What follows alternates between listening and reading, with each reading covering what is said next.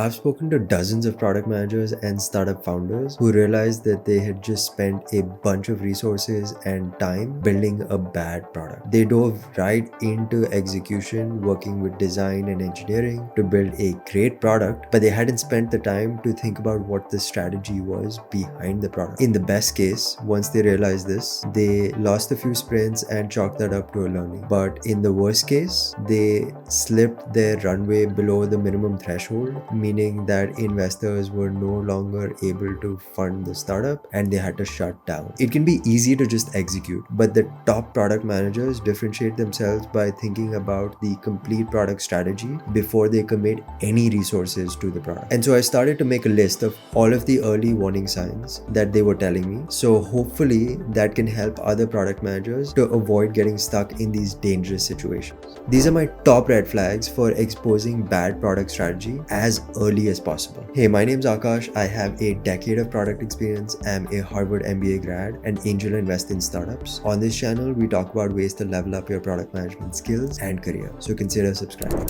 1. You started with a solution in mind rather than studying the customer's problems. We've all made the mistake of coming across a compelling piece of technology that we ourselves are very excited about and then making assumptions about how other people and the average customer would end up using that product and technology in their day-to-day life. However, this overlooks a key customer mindset. People are looking to get a quarter-inch hole and not buy a quarter-inch drill. In other words, people are looking to solve a job or a problem in their daily lives and not looking to just buy tools and technologies because they're cool and innovative. A good example of this is the Amazon Fire phone, which was launched in 2014 with headline features like Firefly, which allowed users to scan any object in the real world around them and find it on Amazon. While that's very impressive from a technological standpoint, remember this was way before the age of computer vision and ChatGPT. This isn't really a problem that people have in their daily lives. So always start with a deep understanding of what your customers' problems and needs are and find innovative ways to solve those problems. 2.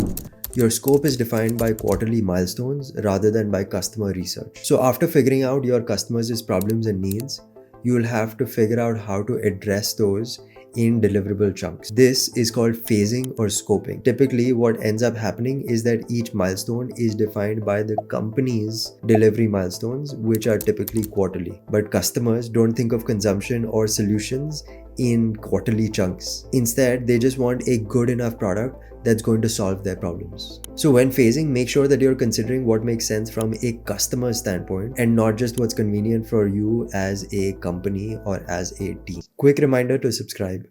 Maui and I put a lot of effort into these videos. 3. You don't know who you're marketing to and what your packaging will be. In order to have a successful product, it has to be packaged correctly. And the most important element of packaging is to know exactly who your target customer and target user are going to be. But many times product managers neglect this very critical step and just start building without considering who the actual buyer and user of their product is going to be. For example, Segway was launched back in 2001 as a revolutionary personal transportation device with the potential to transform urban commuting. The target persona was the general urban commuter, but its high price and regulations restricting its use on sidewalks made it less appealing to the broad consumer market it targeted.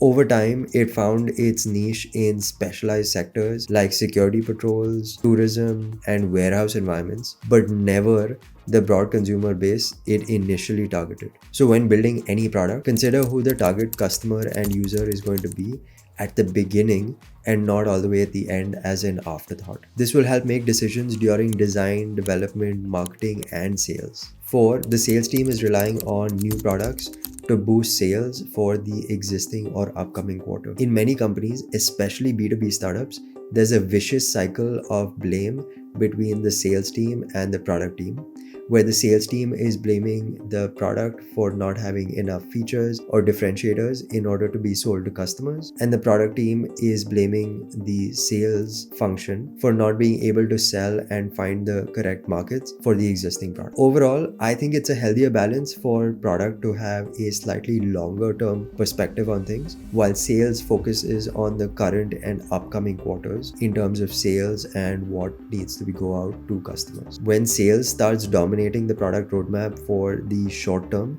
it ends up leading to many bad decisions about the product which appeal to customers and use cases today, but don't consider future use cases or directions that the market could be moving in. So when building products, take a long-term view on what the market and customer needs are going to be, and then build a great product, not just for the current quarter, but also for many quarters to come. 5. Your approach is defined by your view of the competition. Simon Sinek has a story from the mid-2000s about the Zune and the iPod. While Microsoft executives were obsessed with beating Apple, beat them to market. Apple executives were obsessed with building the best music experience possible. At the Microsoft Summit, I would say 70% of the executives, and this was under the Steve Ballmer days, I would say about 70% of the executives spent about 70% of their presentations talking about how to beat Apple. At the Apple Summit, 100% of the executives spent 100% of their presentations talking about how to help teachers teach and how to help students learn. While one was building their vision based on what the competition was doing, the other was just trying to build the best product possible. Now, I'm not saying that market maps and competition analysis don't have their place and aren't valuable, but the main focus should be on making sure that you're solving real customer problems and you're doing it in the most innovative and best designed way possible. While investors will care a lot about differentiation and your view of the market in a 2x2 matrix, customers just care about the best possible product. So always build with the customer and the infinite game in mind, designing every single step and part of the experience with an intense focus on what's best for the customer. Here's your next video where I talk through a bunch of lessons from my 10 years career in Silicon Valley as a product manager.